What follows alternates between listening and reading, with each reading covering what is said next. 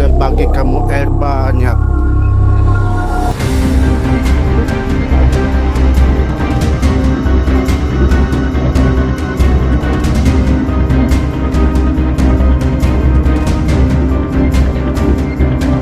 Dia mau naik itu rumah satu itu.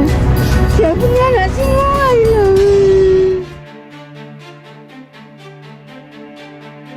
Seperti hari-hari kebiasaan, penduduk Keningau meneruskan rutin harian mereka tanpa ragu-ragu. Tiada siapa yang menyangka sungai yang hanya berkelebaran 20 kaki bertukar menjadi ganas apabila air limpahan banjaran Kropke membanjiri Sungai Pampang sehingga mencipta suatu tragedi ngeri bagi masyarakat Keningau hingga ke hari ini. Hujan yang turun tanpa henti sejak 25 Disember 1996 seakan memberi petanda sesuatu akan berlaku kepada penghuni alam. Pada 26 Disember 1996, ribut Greg yang dijangka melanda Thailand telah mengubah haluan dan menuju ke Sabah. Kesan daripada bencana ini telah mengakibatkan beberapa daerah di pantai barat Sabah seperti Kota Kinabalu, Tuaran dan Papa terjejas, namun yang paling dilanda teruk adalah daerah Keningau. Angin badai yang berkelajuan 30 km per jam itu benar-benar mengubah lanskap di sekitar tebing Sungai Pampang.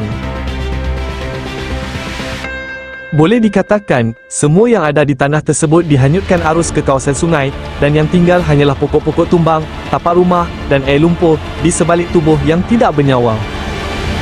Beberapa hari sebelum kejadian, dikatakan bahawa tidak ada langsung petanda awal yang menunjukkan bencana besar akan terjadi. Hujan yang turun selama beberapa hari rupa-rupanya telah menyebabkan air bertakum di puncak Bukit Kimanis.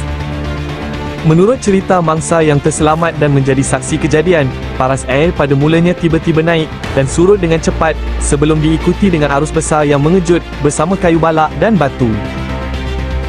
Pada ketika itulah, rumah penduduk dihanyutkan satu persatu oleh arus deras seperti kapal besar sehingga sampai di jambatan Sungai Pampang.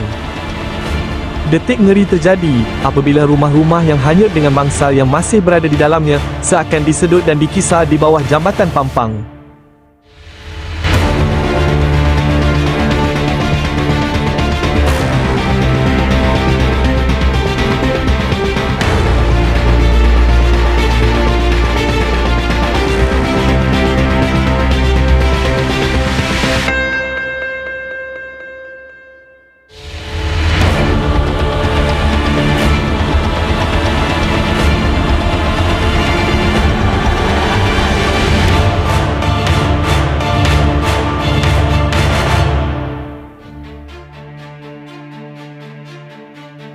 Sebelum ribut tropika Greg melanda, Sungai Pampang hanyalah sebuah anak sungai, dan tiada siapa menyangka ia boleh membawa aliran air yang amat deras dan menghanyutkan rumah serta apa saja berhampiran tebing sungai. Ketika itu, kebanyakan penduduk tempatan yang mendirikan rumah berhampiran Sungai Pampang tiada di rumah kerana merayakan Krismas di tempat lain, dan kebanyakan yang tinggal ketika itu hanyalah warga Indonesia yang bekerja di sana. Ada cerita tersebar kononnya beberapa hari sebelum kejadian, ada seorang tua datang ke sebuah rumah berhampiran Sungai Pampang yang sedang mengadakan keramaian untuk meminta air. Namun, penghuninya tidak mengendahkannya, malah mengejeknya pula. Orang tua itu kemudian menjawab, akan memberikan air yang banyak jika benar penghuni di rumah itu tiada air. Maka, terjadilah limpahan air yang sangat banyak di Sungai Pampang. Ada juga dakwaan yang menyatakan terdapat pesta seks dan haiwan peliharaan seperti kucing dan anjing dipermainkan, diberi minuman keras dan dijadikan bahan hiburan, turut dikaitkan sebagai punca bencana.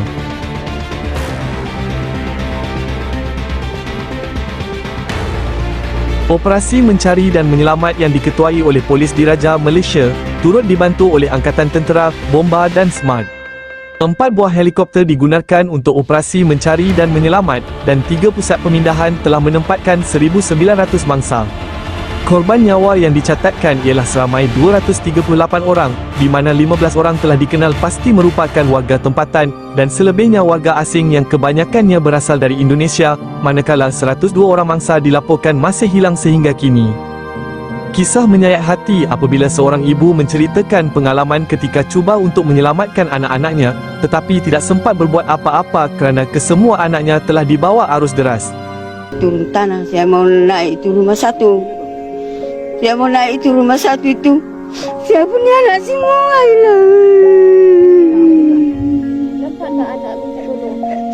Jangan nampak saya punya anak. Kebanyakan mayat mangsa ditemui dalam keadaan yang menyedihkan. Majlis Agama Islam Sabah, MUIS, bersepakat untuk mengadakan solat jenazah pada mayat-mayat mangsa yang tidak dituntut dan tidak dikenal pasti, dan seterusnya dilakukan upacara mengikut kepercayaan agama Kristian sebagai dua amalan agama utama di Sabah sebelum disemadikan dalam satu liang lahat yang sama.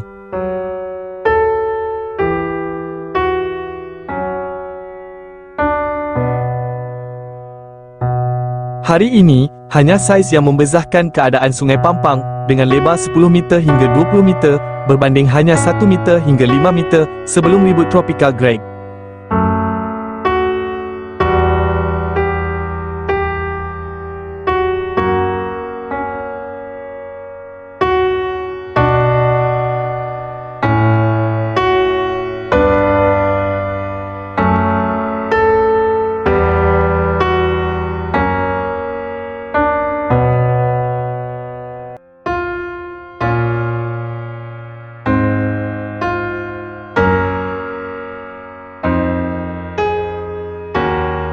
Hanya jambatan Sungai Pampang berhampiran Kampung Limbawan yang menghubungkan pekan ini dengan Tenom tidak terjejas dan masih kukuh hingga ke hari ini.